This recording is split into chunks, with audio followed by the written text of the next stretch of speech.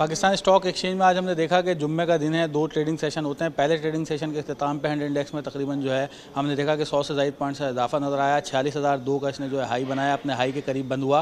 तकरीबन 8.5 करोड़ शेयर्स का मार्केट में काम हुआ है। वॉल्यूम जो है थोड़े से आज कम मार्केट में नजर आए हैं। जबकि दूसरी तरफ हम देख रहे हैं कि इंटरबैंक मार्केट में डॉलर की जो उड़ान थी वो थम गई है और डॉलर मुसलसल नीचे आ रहा है। वजह यही है कि IMF की जानिब से जो है कहा जा रहा है कि जो नए कर्ज प्रोग्राम मंजूर हुआ है तो 1 अरब डॉलर इस वीक में जो है मिल जाएंगे, जिसकी वजह से हम देख रहे हैं कि डॉलर इंटरबैंक मार्केट में बड़ी तेज़ी से घटना शुरू हो गया है। आज भी तकरीबन इसमें 70 पैसे की कमी नज़र आई है और ये जो है तकरीबन 174 रुपये और जो है 70 पैसे पे आ गया है। जबकि अगर हम बात करें तो 29 दिसंबर से लेकर अब तक जो डॉलर की कीमत में कमी हो चुकी है वो तकरीबन 3 रुपये 50 पैसे की हो चुकी है। 178 रुपये 25 पैसे का इसने हाई बनाया था, तो अपने हाई से डॉलर तकरीबन 3.5 रुपये कम हो चुका है।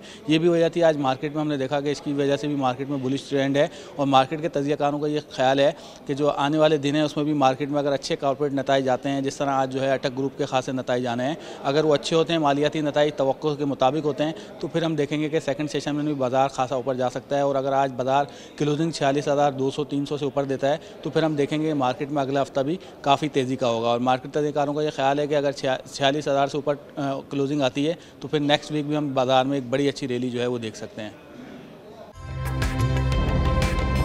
ताज़ा तरीन वीडियोस के लिए हमारा YouTube चैनल सब्सक्राइब करके बेल आइकन प्रेस करिए ताकि आपको मिले हर अपडेट सबसे पहले।